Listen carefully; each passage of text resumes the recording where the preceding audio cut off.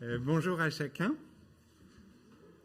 On est toujours dans la continuité un peu de la série sur les phrases énigmatiques ou difficiles de Jésus. Et le texte que j'ai choisi quand on m'a proposé d'être un des prédicateurs pour cette série, c'est la malédiction du figuier. Je vous avoue et je dois confesser qu'avant de préparer pour ici, j'avais toujours été choqué par ce passage où Jésus maudit un figuier qui ne porte pas de figues alors que ce n'est pas la saison d'en avoir. Et je n'avais jamais vraiment compris pourquoi. J'espère que vous et moi, à la fin de ce temps, on aura un peu mieux compris pourquoi. Avant de vous lire le passage, je vous donne quelques éléments de contexte qui vont être importants pour bien comprendre la dynamique et le sens de ce qui est en train de se passer dans ce passage. Ce passage a lieu, en tout cas celui que j'ai choisi, dans les évangiles, et là on est dans l'évangile de Marc, au chapitre 11. Le chapitre 11 va démarrer par l'entrée triomphale de Jésus à Jérusalem, où il est accueilli en roi, en héros, sur son ânon, et où la foule crie « Hosanna ». Et à la fin de cet accueil, et je vais commencer à lire à partir du verset 11, Jésus va au temple. Et je vais lire. Donc Marc, chapitre 11, verset 11, et je vais lire jusqu'au verset 28. Une fois entré dans Jérusalem, Jésus se rendit au temple et y observa attentivement tout ce qui s'y passait. Ensuite, comme il se faisait déjà tard, il quitta la ville avec les 12 pour se rendre à Béthanie. Le lendemain, comme il sortait de Béthanie avec eux, il eut faim. Il aperçut de loin un figuier couvert de feuillage. Il se dirigea vers cet arbre pour voir s'il y trouverait quelques fruits. Quand il se fut approché, il n'y trouva que des feuilles, car ce n'était pas la saison des figues. S'adressant alors au figuier, il lui dit « Que plus jamais personne ne mange de fruits venant de toi. » Et ses disciples l'entendirent. Ils arrivèrent à Jérusalem. Jésus entra dans la cour du temple et se mit à en chasser les marchands qui s'étaient installés dans l'enceinte sacrée, ainsi que leurs clients. Il renversa les comptoirs des changeurs d'argent, ainsi que les chaises des marchands de pigeons. Il ne laissa personne transporter des marchandises dans l'enceinte du temple. Puis, s'adressant à tous, il les enseigna en disant « N'est-il pas écrit « On appellera ma maison une maison de prière pour tous les peuples » mais vous en avez fait une caverne de brigands. » Les chefs des prêtres et les spécialistes de la loi apprirent ce qui s'était passé et ils cherchèrent un moyen de le faire mourir. En effet, ils craignaient son influence car son enseignement faisait une vive impression sur la foule. Le soir venu, Jésus et ses disciples quittèrent la ville. Le lendemain matin, en passant par là, ils virent le figuier. Il avait séché jusqu'aux racines. Pierre, se souvenant de ce qui s'était passé, dit à Jésus « Maître, regarde le figuier que tu as maudit, il est devenu tout sec. » Jésus répondit « Ayez foi en Dieu. Vraiment, je vous l'assure, si quelqu'un dit à cette colline « Soulève-toi de là et jette-toi dans la mer », sans douter dans son cœur, mais en croyant que ce qu'il dit va se réaliser, la chose s'accomplira pour lui. C'est pourquoi, je vous le déclare, tout ce que vous demandez dans vos prières, croyez que vous l'avez reçu et cela vous sera accordé. Quand vous priez, si vous avez quoi que ce soit contre quelqu'un, pardonnez-lui pour que votre Père céleste vous pardonne lui aussi vos fautes. Mais si vous ne pardonnez pas, votre Père qui est dans les cieux ne vous pardonnera pas non plus vos fautes. Ils retournèrent à Jérusalem. Pendant que Jésus marchait dans la cour du temple, les chefs des prêtres, les spécialistes de la loi et les responsables du peuple l'abordèrent et lui demandèrent « Par quelle autorité agis-tu ainsi ? Qui t'a donné l'autorité de faire cela ?» Et je vais m'arrêter à cet endroit-là. Jésus au début, vient donc d'être accueilli dans cette Jérusalem probablement en pleine effervescence. On est peu de temps avant la Pâque. Les pèlerins de toutes parts vont accourir à Jérusalem pour célébrer cette fête, se rendre au temple. Et lui, après cette entrée triomphale, est allé au temple. Il s'y est rendu et il a observé ce qui s'y passait. Et le texte, et notamment cette rencontre avec le figuier, se déroule juste le lendemain. Dans ce texte, il y a déjà une chose à noter. Marc est en train de nous parler et de nous raconter cette rencontre malheureuse pour le figuier avec Jésus. Il nous fait ce petit commentaire qu'il n'y avait pas de figues sur ce figuier car ce n'était pas la saison. Et ce petit exercice un peu de commentaire, c'est quelque chose qui est assez typique de Marc. Il utilise très régulièrement ce genre de petits commentaires tout au long de son évangile. Ça commence dès le premier chapitre où Jésus appelle les disciples qui étaient en train de lancer les filets, car ils étaient des pêcheurs. Et il guérit une fille, et ensuite, une fois qu'il est guéri, elle veut manger, car elle avait que 12 ans, et ainsi de suite. Il utilise ces petits commentaires régulièrement, et chaque fois qu'il le fait, en fait, il est en train de montrer que ce que vient de faire Jésus, il éveille son lecteur au fait qu'il y a quelque chose de plus et qu'il y a quelque chose probablement qui vient de référence à l'Ancien Testament, un thème biblique qui est développé là. Et dans ce texte, quand la rencontre de Jésus avec ce figuier, il est en train de rappeler, de nous éveiller, de nous envoyer vers l'Ancien Testament où l'image du figuier est une image qui est reprise à de nombreuses reprises dans l'Ancien Testament pour nous évoquer la situation, pour évoquer et personnaliser ou représenter Israël. Je prends juste quelques passages. On a Michée, c'est verset 7, chapitre 7, verset 1, ou Jérémie 8, 13, je vous les ai mis à l'écran, où on voit c'est le fait que la vigne et puis le figuier est souvent associé à Jérusalem. Et à chaque fois, c'est jamais très très bon à Jérusalem ou au peuple d'Israël, c'est jamais très très bon pour les Israélites, cette association. Dans ces textes, on voit que c'est parce que ce figuier, parce qu'Israël ne porte pas le fruit qui est attendu par son maître, par le Seigneur. Jésus vient d'observer cette effervescence. Et si Jérusalem est en pleine vie, bouille de vie et de toutes choses, ce qu'il a observé, c'est qu'elle ne porte pas les fruits qu'il attendait et que Dieu attendait d'elle.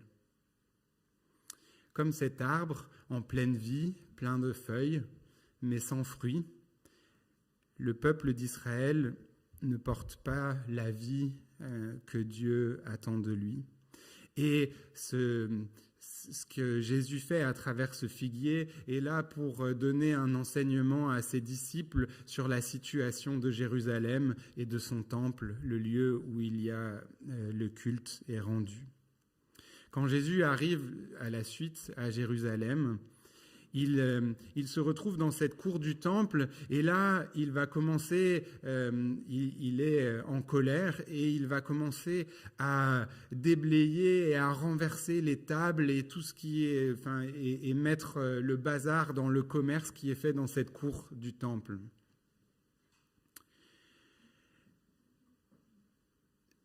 Et ceux qui sont en train de lire cet évangile, ceux à qui Marc s'adresse, vont être particulièrement touchés par ce que Jésus est en train de faire. Ceux à qui Marc s'adresse ne sont pas les Juifs, il s'adresse aux non-juifs. Son évangile est vraiment adressé à ceux qui ne sont pas de culture juive à la base et qui ont rejoint l'Église. Et il est en train de montrer, à travers ce que Jésus est en train de faire, il est en train de montrer que Jésus fait une place pour ceux qui n'appartiennent pas à son peuple au sein de son temple.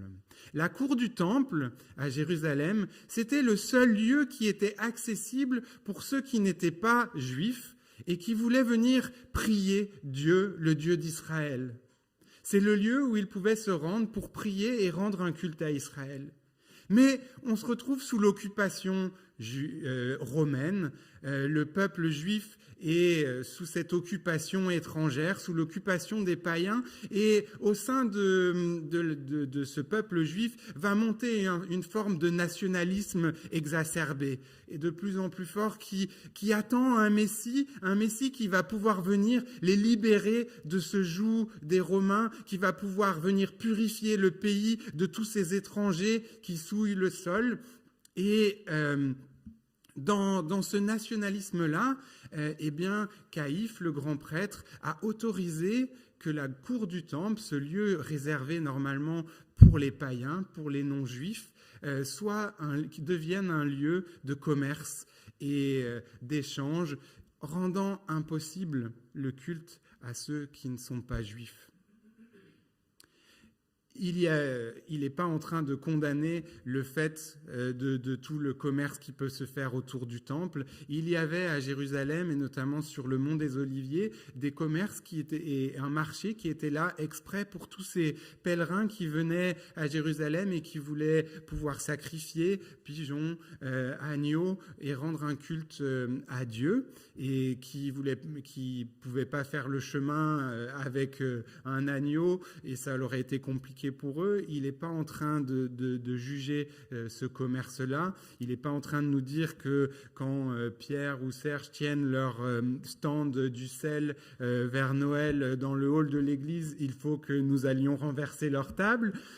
Pas du tout. Il est en train de mettre en lumière le fait que le culte et la religion, le culte qui est rendu dans ce temple à Jérusalem est devenu petit à petit un lieu d'exclusion, un lieu où celui qui n'est pas juif, celui qui ne pratique pas comme ces gens l'entendent, n'est plus accepté. D'ailleurs, quand Jésus parle d'une caverne de brigands, probablement, il est en train de mettre le doigt sur les zélotes. C'était une espèce de secte de gens très zélés, d'où les zélotes. Beaucoup, c'était des jeunes prêtres et ils étaient ultranationalistes. Et ces zélotes, ils montaient très souvent des embuscades aux alentours de Jérusalem contre l'armée romaine ou contre des étrangers. Et ils faisaient monter l'insécurité à Jérusalem, ce qui va coûter d'ailleurs la révolte de Jérusalem et la répression romaine en l'an 70 avec la destruction du temple. Mais Jésus, en libérant et en faisant ce qu'il est en train de faire, il est en train de remettre en cause l'autorité du grand prêtre qui, lui, avait autorisé ça. Et on voit dans ce passage deux autorités qui vont s'affronter. L'autorité des chefs religieux et l'autorité de Jésus. Et si j'ai fini ce passage que je vous ai lu avec la fin de ce texte qui questionne l'autorité de Jésus, de quelle autorité fais-tu ces choses? C'est parce qu'il y a un conflit d'autorité qui est en train de se jouer là dans ce que Jésus fait, entre deux autorités. L'autorité de ces chefs religieux et une autorité qui va être une autorité de domination, une autorité qui cherche la grandeur du temple, qui va être exacerbée à cette époque-là, ce temple qui n'a plus rien du faste du temple de Salomon qui a été détruit, mais ce temple qui a été reconstruit et le temple d'Hérode, eh bien, ils vont lui mettre une importance exacerbée et finalement, c'est une autorité qui est là pour essayer qui apporte une domination sur les gens, sur la manière de faire, et une autorité qui exclut celui qui n'est pas prêt à se mettre sous cette domination, qui n'est pas prêt à entrer et à se conformer. Une autorité qui est uniformisante. Et Jésus va à l'encontre de cette autorité. Lui veut nous apporter une nouvelle autorité. Et le texte dans la suite nous donne cette illustration. Cette autorité dominante, elle nous amène à ce figuier qui devient desséché. Elle n'est pas source de vie, elle est source de mort. L'autorité que Jésus veut nous invite, sous laquelle Jésus nous invite à nous mettre. C'est une autorité qui nous invite à la foi et à la foi en Dieu. Alors si on s'arrête là, on pourrait dire la foi, elle peut prendre différents aspects. Et l'autorité qui domine, elle a aussi sa forme de foi. Vous savez, la foi, l'ambition des grandes choses. Et on pourrait lire ce texte où Jésus nous appelle à avoir foi et confiance et demander des grandes choses comme étant une foi qui a une grande ambition, qui cherche des grandes choses, se jeter une montagne dans la mer, aplanir les routes. Mais c'est pas de cette foi-là dont Jésus est en train de nous parler. Cette foi qui s'allie à une autorité qui domine, c'est une foi qui va rendre les gens, encore une fois, sous la domination. La foi, souvent on met en avant des gens de foi qui ont une grande église, qui construisent des grandes choses, qui font des grandes choses. Et dans ce style de foi, on oublie une partie de souvent ce qui débouche de cette foi-là, on oublie le caractère.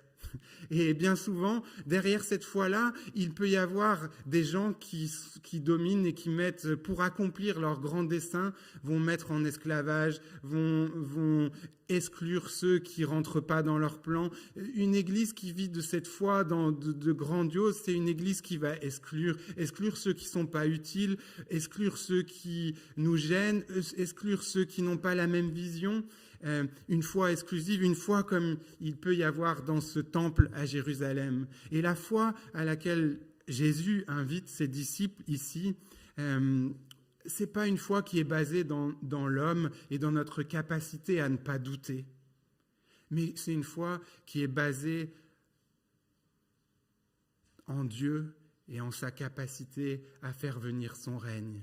Quand Jésus parle de cette montagne et de cette montagne qui se jette dans la mer, il renvoie à un texte de l'Ancien Testament dans Zacharie au chapitre 14. Et il y a un texte qui nous annonce le règne de Dieu qui va venir. Et dans cette annonce du règne, il est dit que le mont des Oliviers va se fendre en deux, va s'ouvrir, et qu'à la place de ce mont, ce sera une plaine qui va avoir lieu, une plaine qui va pouvoir accueillir les nations, toutes les nations. Et c'est de cette foi-là que Jésus nous invite à nous nourrir. Et cette foi, elle ne met pas Dieu de notre côté, et en faisant entrer Dieu de notre côté pour avoir raison par rapport aux autres.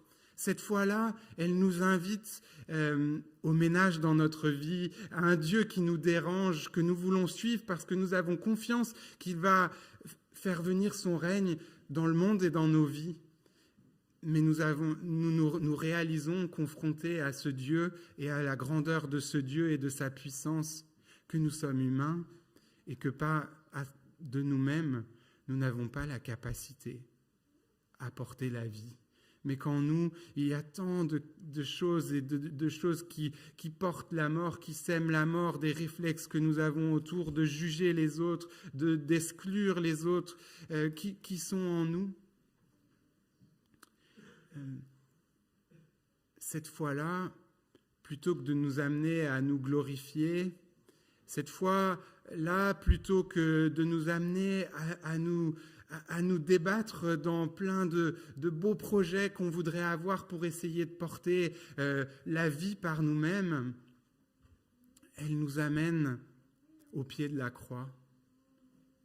Elle nous amène à confesser et à pardonner et à demander pardon. Elle nous amène à réaliser notre inadéquation à porter par nous-mêmes la vie. De la même manière que ce figuier qui ne peut pas porter de fruits quand c'est pas sa saison, nous ne pouvons pas porter de fruits par nous-mêmes.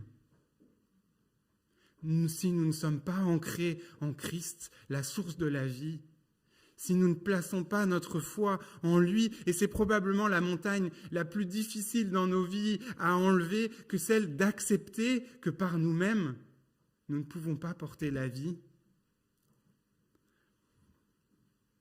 Si nous n'avons pas cette foi qui nous amène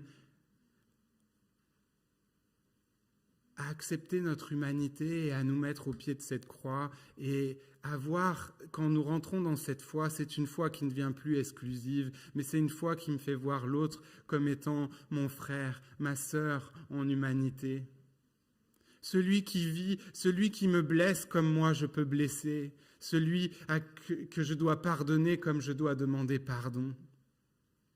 Et cette autorité que Jésus nous propose, c'est une autorité nouvelle, une autorité qui n'est pas une autorité de domination servile et inféconde, mais c'est une autorité qui vient de la vraie racine du mot autorité. Le mot autorité en latin vient de la racine du verbe augere, et ce verbe c'est le même que pour auteur, et ça veut dire, cette racine, et ce verbe veut dire faire croître, multiplier, augmenter.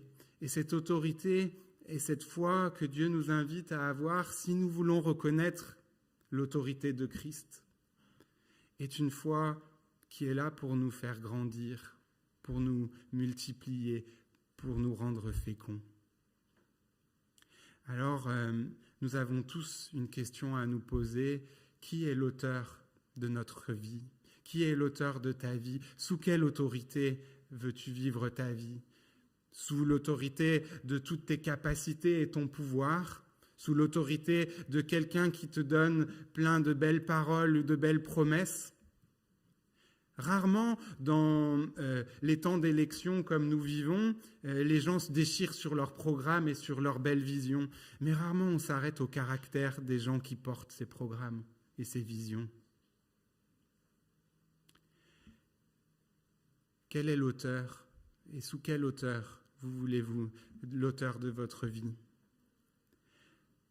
Quand on se pose cette question, on peut se retrouver face à deux réponses. Vous avez la réponse de ces chefs religieux qui, face à tout ce que ça dérange dans leur sécurité, dans leur manière de vivre, dans leur confort, vont chercher à faire taire Jésus, à l'évacuer de ce lieu pour pouvoir continuer à vivre leur vie où ils se pensent purs, ils se pensent meilleurs que les autres. Et peut-être que certains d'entre vous, vous pouvez être là ou en vous pensant digne d'être ici, pur, juste, en méritant d'être ici. Et vous êtes invités à laisser l'autorité du Christ venir faire le ménage dans vos vies, vous montrer votre humanité, vos limites, vos faiblesses, votre péché. Et puis, il y en a sûrement beaucoup d'autres ici aussi. Vous vous dites que vous êtes un arbre sec, vous êtes fatigué, vous êtes découragé. Vous avez essayé pendant longtemps, mais vous ne voyez pas de fruits dans votre vie. Et à vous, Jésus, en vous rappelant que sa maison est une maison de prière pour tous ses peuples, il vous invite à faire de lui l'auteur de votre vie. Ce que vous ne pouvez pas faire par vous-même, lui peut le faire. Et je vais finir avec les paroles quand Jésus dit que sa maison est appelée à être une maison de prière pour tous les peuples. Il nous renvoie à Ésaïe et au chapitre 56 d'Ésaïe. Et j'aimerais vous inviter, et c'est Jésus et c'est Christ qui vous invite. Il veut devenir l'auteur de votre vie, celui qui écrit votre vie, celui qui amène la fécondité, qui est le porteur de la vie. L'Éternel m'exclura sûrement. L'étranger qui s'attache à l'Éternel ne devra pas se dire « L'Éternel m'exclura sûrement de son peuple ». L'eunuque, celui qui ne peut pas porter de fruits, celui qui ne peut pas porter la vie, non plus n'aura plus à penser « Je suis un arbre sec ». Car voici ce que l'Éternel déclare à ceux qui sont eunuques, qui respecteront les sabbats que j'ai prescrits, qui choisiront de faire ce qui m'est agréable et qui s'attacheront à mon alliance, je réserverai dans ma maison et dans mes murs une stèle et un nom qui vaudront mieux pour eux que des fils et des filles. Je leur accorderai un nom impérissable qui ne sera jamais rayé. et les étrangers qui s'attacheront à l'Éternel pour le servir et pour l'aimer, et pour être ses serviteurs, qui respecteront le sabbat. Et entre parenthèses, le sabbat, c'est pas faire pour Christ, c'est s'arrêter de faire pour contempler ce que Dieu fait. Et ne le profaneront pas, et qui s'attacheront à mon alliance. Je les ferai venir à ma montagne sainte, et je les réjouirai au temple où l'on me prie, et j'agréerai leurs holocaustes et autres sacrifices offerts sur mon autel. Car on appellera mon temple la maison de prière pour tous les peuples. Amen.